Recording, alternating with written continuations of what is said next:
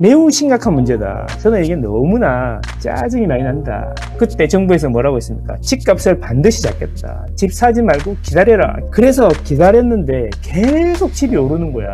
이러다가 진짜 벼락까지 된다. 생각 안 하세요 벌써? 까먹었어요? 이게 바로 제가 말씀드리는 공급 없이 규제로 집값을 잡을 수 있다는 오만. 정부는 집값을 잡을 수 없습니다. 지난번에도 당해보고 또 당하면 바보입니다, 여러분. 아파트는 망고쌤.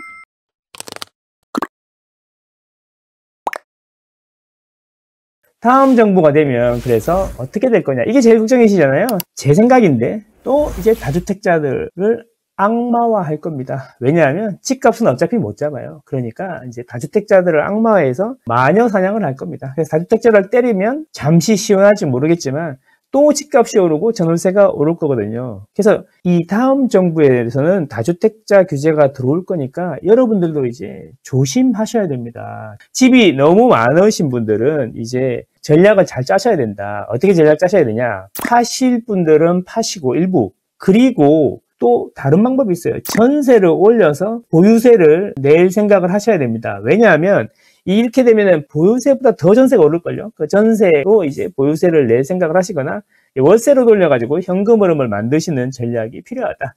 그런데 이제 1주택이라든지 고가주택의 기준이 좀 바뀔 건데, 이제 1주택은 못 건드려요. 1주택은 보유세를 많이 올리거나 하기가 쉽지 않을 겁니다.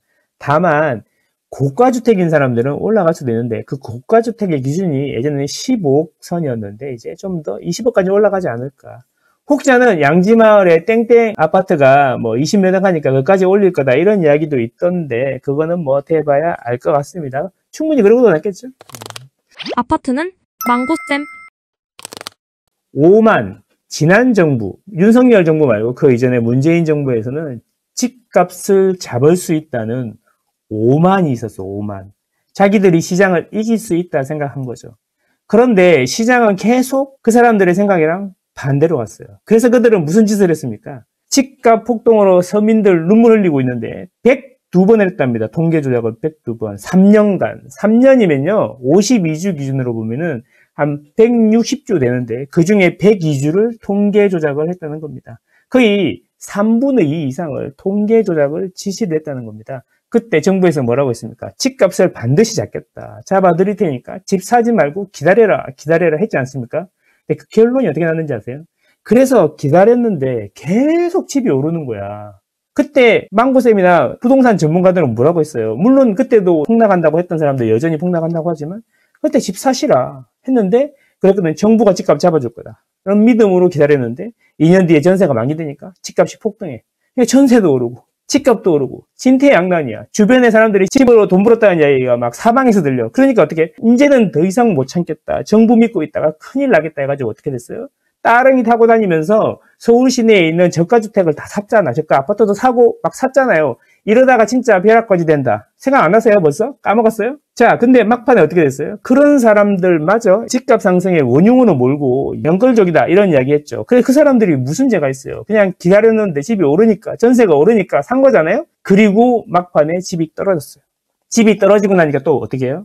그 사람들한테 온갖 조롱을 보냅니다. 집값 내려준다고 해서 기다리다가 자꾸 오르는 거 보고 못 참아서 집을 샀는데 연끌족이 어쨌다 저쨌다 하면서 얼마나 조롱하고 힘들게 했습니까? 이게 바로 지지난 정권의 모습이다라는 겁니다. 아파트는 망고쌤. 저는 이게 상당히 심각한 일이라 생각해요. 저는 부동산 통계 데이터를 보는 사람이잖아요. 그래서 그때는 한국부동산 감정원이었죠. 감정원 거를 안 보고 KB 거를 봤어. 왜? 감정원 걸 못 믿겠으니까. 우리가 느끼는 거랑 너무 다르잖아. 근데 이제 그 이후에 감정원이 표본을 늘리고 하면서 데이터가 바뀌면서 최근에는 한국부동산원 걸 보게 됐는데, 그때는 다 KB 거를 봤거든. 왜? 이상한 거든 KB는 현실하고 좀 맞는 것 같은데 한국부동산 거는 잘 안 맞는 거야. 그래서 KB를 보니까 이런 짓까지 했다라는 겁니다. 문정부는 조작 통계가 KB 통계와 비교되자 KB를 제재하려고 했어요. KB까지. 민간인데 여기를 제재하려고 했다니까요. 한국감정원을, 옛날에 한국감정원이었어요. 날려버린다느니, 예산을 삭감한다느니, 또 그러고도 모자라서 KB를 제재한다느니, 이런 소리까지 하면서 국민들을 안심시키려고 노력했다는 거죠.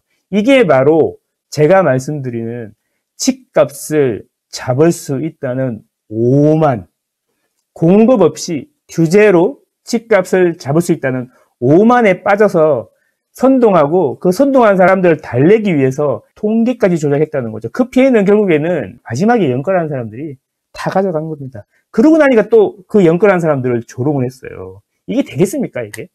매우 심각한 문제다. 저는 이게 너무나 짜증이 많이 난다. 그런 이야기입니다. 그런데 저는 더 걱정되는 게 조기 대선이 왔어요. 누가 될지는 잘 모르겠습니다. 정해진 건 아니지만 뭐 대충 예상 많이 하시잖아요. 지금 분위기면. 거기는 더한 오만이 오지 않을까. 이런 생각이 드는 거죠.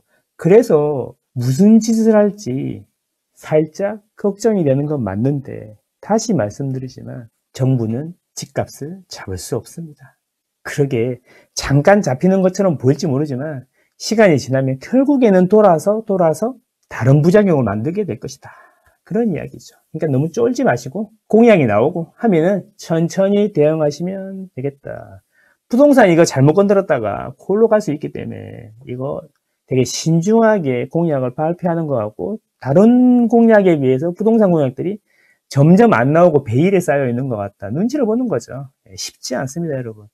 자, 다음 정권은 집값을 잡겠다는 오만에 빠지지 않았으면 좋겠다. 서민들이 집 사는 걸 막지 마라. 결국에는 오르게 되어 있기 때문에 그걸 못 사게 하는 사람들이 나쁜 사람이 될 거다. 그런 이야기 합니다.